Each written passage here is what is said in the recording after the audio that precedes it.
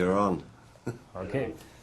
David, to start off, of course, with this world premiere next week, you play a live concert from London to the cinemas and so on. How can you explain a little bit what it is? It's I'm not really sure. I've been asked to do it, and I think I'm looking forward to it. We've not played the material from the new album very much. We did one show in New York, upstate, and I did about 4 or 5 of the songs there. But I think on this show from London we're doing the whole album, and then a few extra songs, requests from the audiences out in the cinemas, apparently. This is a totally new thing, or technically. Seems to be, yeah. Are you interested in the technical experience? No. Experimental?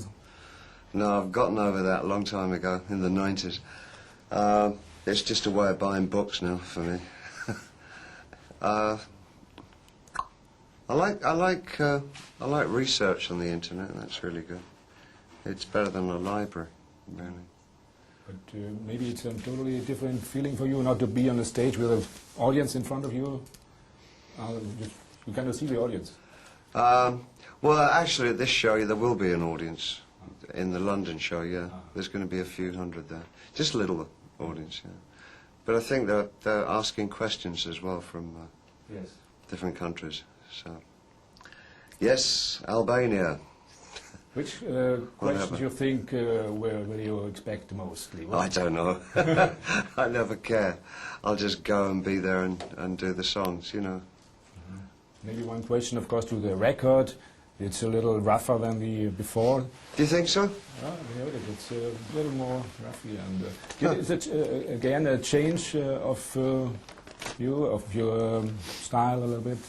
I don't know. I think maybe it was written very much in the context of New York, so it has more energy maybe than previous albums that weren't written in New York. The one prior to Reality was written up in the mountains, so it's got a more kind of a serene flavour to it. But Reality is really about my life situated in one area, you know, in New York. It's kind of got an energy. I wrote it with the band in mind for stage, for doing touring, really. I wanted something that was easy to represent on stage. Yeah. You had some song about America some years ago, I'm Afraid of America. Yeah. Is it a little bit like this feeling living in New York after 9/11 and all these things, Bush and so on? Well, I suppose no different from if I were living in London. I think I'd have the same feelings, really. But I like my home. I like New York. I'm very fond of New York. It's not like the rest of America. It seems to be almost an autonomous country. But it changed, of course, after 9/11 and so. Do you recognize this for you personally? It changed. I tell you, actually, interestingly enough, what did change was the community feeling of the people. I mean, we had a blackout about 2 weeks ago, 3 weeks ago. And the electricity cut out throughout the entire city for a couple of days. And I was there in New York in 1977, when there was also a blackout. And the two experiences were incredibly different. I mean, 77 was, there was a lot of looting.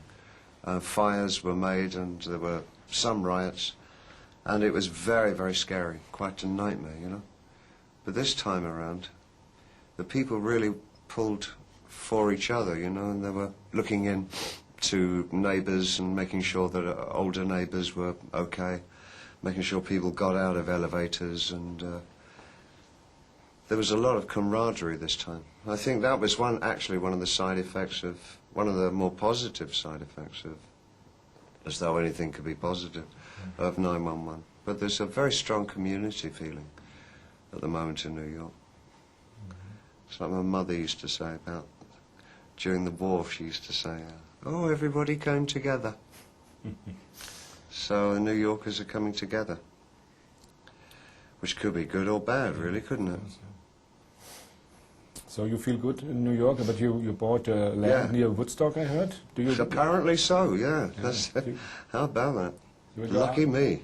You will go to be a landlord or be something? Landlord, oh yeah. Rubbish, of course I'm not. You can. Another title of your new album is "Never Get Old." That's maybe a question. Yeah. All your fans will put you how you make it to look good with your age and never get old, always be a young and experimental. Yeah. But what do you say? No, I think actually it was ironic. It's not supposed to be a serious song.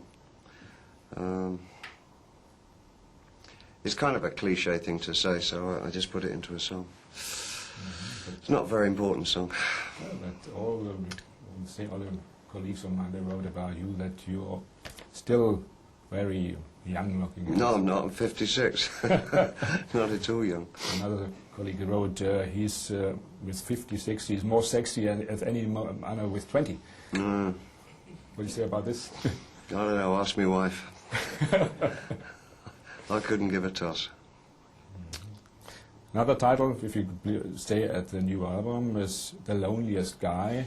Is Yeah. it a little remembering on the Berlin time, maybe, where you came here, were a little lonely, or would start a new thing? Or is it, could it be a little...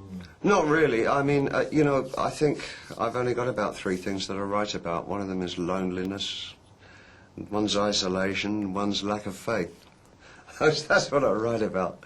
And those are the things that I've written about since I was 19, I think. I doubt whether I'll ever change. I'll probably always write about the same things. So it's warning, don't buy my albums in the future because it's just going to talk about the same stuff.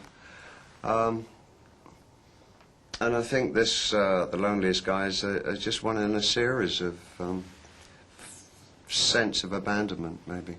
This one's slightly different because he's qualifying it, the protagonist in the song, and saying that he's not abandoned. But I think he's lying, personally. I don't trust these songs. But to speak I never met a song yet I trusted.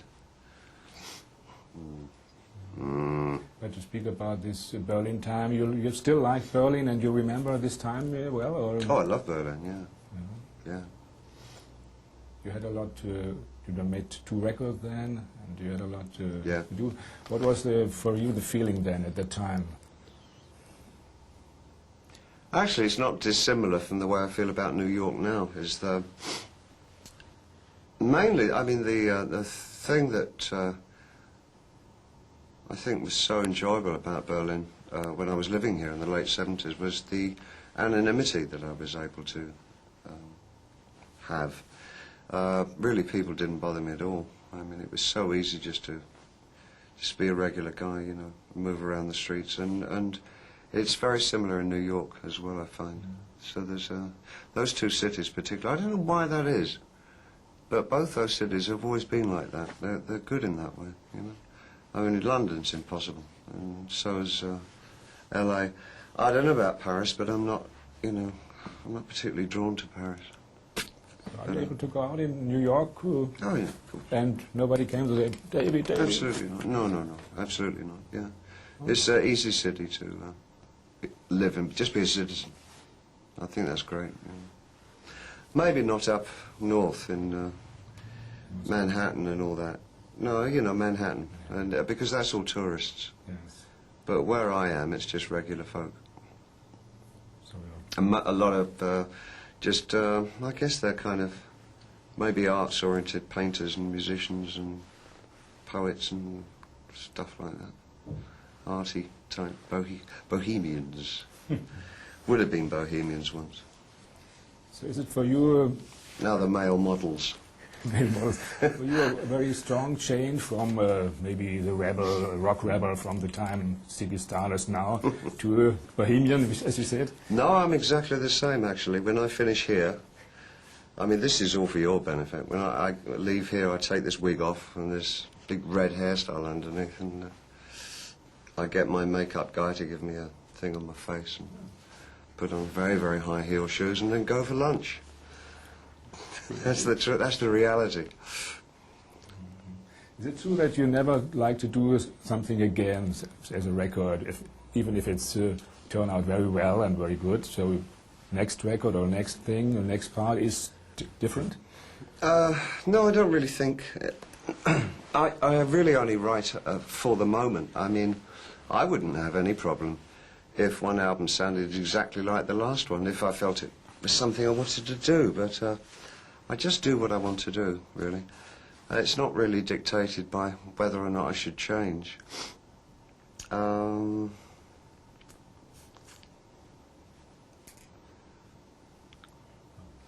Did your family, new family, change your life? Your daughter and so on? Did it change your life? Yeah, I think probably having a daughter has changed the way I write an awful lot. It's probably pushed me into writing a bit more positively than I would have written 4 years ago. She's 3. Yeah, so I think probably, because I kind of look at the world a lot more through her eyes now than,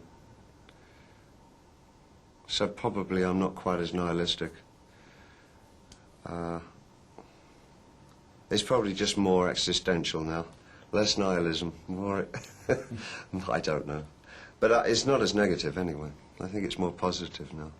Did you wrote a song for her, especially? No, not yet. No. No, I want to be very careful about that. I sing little songs to her with her name in them at home, but I haven't committed anything to record yet. So maybe we have to wait for this. I'll wait until she's 18. Some years ago, you went to Stock Exchange with all your songs. Did it turn out well, or do you think from the day and now you wouldn't have done it? Yeah, I became goddamn rich. Before Sorry, that's a line from one of my songs. Apparently it was worked out all right, yeah. Seems to have done. Because all these black copies and so on, I think it's hard for selling CDs and for selling songs at the moment. It's what? These black copies, these, they steal the copies and... Oh, bootlegs and things, yeah. I don't know. Yeah, that's the way it's going, yeah. Yeah, I think the industry's grinding down to a halt now. Won't be long. What is for It'll you? just be touring that's left. Just doing shows. You start a big tour through Germany in October, so for you it's important again to go on the stage, and this is... I'm very excited. Yeah, no, I can't wait to do it. I've been happy about touring over this last 8 years now, really, frankly. For me, it's becoming more and more comfortable. I like it a lot. And the last year or two, it's been terrific. I have a feeling this is going to be a very exciting tour for me, anyway. I like the songs that I've got, that I'm going to be doing. Quite excited about it, actually. I really am. I've got a great band. How will you see you on the stage? Like a gentleman again, or maybe like with reality? What is the reality on? One side very much Ziggy Stardust, the other side businessman, I think. That's kind of a harlequin thing. I don't know. Pair of jeans and a pair of sneakers, I hope. No elephants, no trapeze. But of course, you play all the old hits, of course. And so I'll do a fair proportion. I won't let the audience down, but I am doing a lot of songs that I've written only after during the last 10 years. So it's I think it's probably fairly diverse and very representative, I would imagine, of what I've done over 30, 40 years. Okay, that's it. Thanks. Camera, please. Okay.